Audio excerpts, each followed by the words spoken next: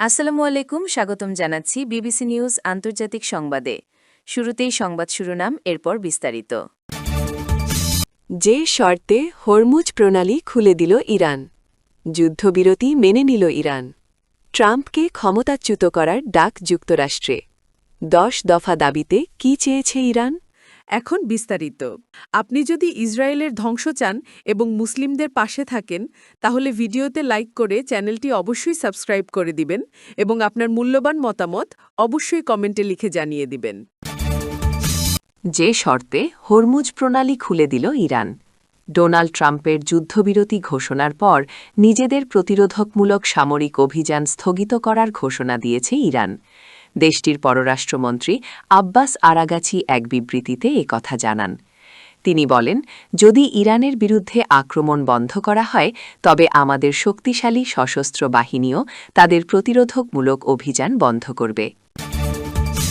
যুদ্ধবিরতি মেনে নিল ইরান। ইরান 2 সপ্তাহের যুদ্ধবিরতি চুক্তির বিষয়টি আনুষ্ঠানিকভাবে মেনে নিয়েছে।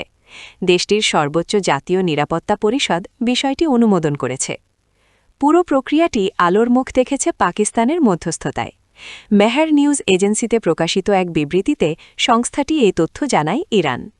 বিবৃতিতে বলা হয়, ইরানের নতুন সর্বোচ্চ নেতা আয়াতুল্লাহ মুজতবা খামিনির সম্মতিতে এই যুদ্ধবিরতি চুক্তি সম্পন্ন হয়েছে। পরিষদ এই চুক্তিকে ইরানের বিজয় হিসাবে অভিহিত করেছে। সেখানে জানানো হয়েছে, স্থায়ী চুক্তির জন্য আলোচনা ইসলামাবাদে অনুষ্ঠিত হবে। ট্রাম্পকে ক্ষমতাচ্যুত করার ডাক যুক্তরাষ্ট্রে। মার্কিন কংগ্রেসওম্যান আলেকজান্ড্রিয়া ওকাসিও-কর্টেজ আবারও প্রেসিডেন্ট ট্রাম্পকে অভিশংসনের দাবি তুলেছেন। তিনি বলেছেন, ইরানের সঙ্গে সাময়িক যুদ্ধবিরতির ঘোষণা কিছুই বদলায়নি। ট্রাম্প গতকাল ইরানকে বেঁধে দেওয়া ডেডলাইনের শেষ মুহূর্তে একটি সোশ্যাল মিডিয়া পোস্টে লিখেছিলেন, একটি সভ্যতা আজ পৃথিবীর বুক থেকে চিরতরে মুছে যাবে, যার পর তিনি বৈশ্বিকভাবে কড়া সমালোচনার মুখে পড়েছিলেন। তবে তার আগে থেকেই ট্রাম্প তার দেশে অজনপ্রিয় হয়ে উঠেছিলেন। তার কারণ, ট্রিলিয়ন ডলার খরচ করে তিনি এই যুদ্ধে লড়ছেন, যার প্রভাব দেশটির অর্থনীতিতেও পড়েছে। তার ওপর তার কর্তৃত্ববাদী শাসন আর বিভিন্ন বিতর্কিত আইন প্রণয়নও দেশটির মানুষকে তার বিরুদ্ধে যাওয়ার পেছনে নিয়ামক হিসেবে কাজ করছিল, যার ফলে তার বিরুদ্ধে গত মাসে নো কিংস আন্দোলনও হয়েছিল, যে আন্দোলনে রাস্তায় নেমে এসেছিলেন প্রায় ৮০ লাখ মানুষ।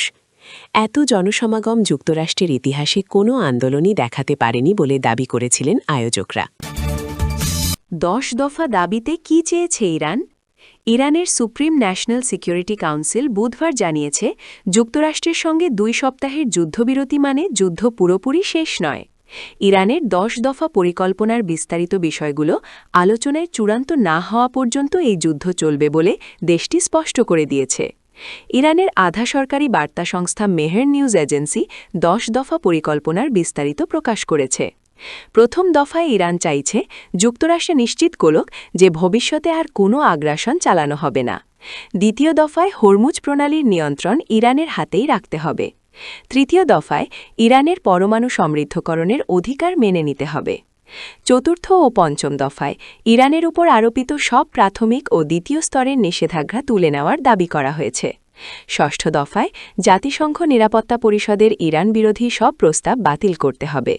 সপ্তম দফায় আন্তর্জাতিক পরমাণু শক্তি সংস্থা গভর্নর বোর্ডের ইরান বিরোধী সব প্রস্তাবও বাতিল করার দাবি তোলা হয়েছে। অষ্টম দফায় যুদ্ধে ইরানের যে ক্ষতি হয়েছে তার জন্য ক্ষতিপূরণ দিতে হবে। নবম দফায় এই অঞ্চল থেকে যুক্তরাষ্ট্রের সব যুদ্ধবাহিনী সরিয়ে নিতে হবে। দশম ও শেষ দফায় লেবানন সহ সব রণাঙ্গনে সংঘাত বন্ধ করতে হবে।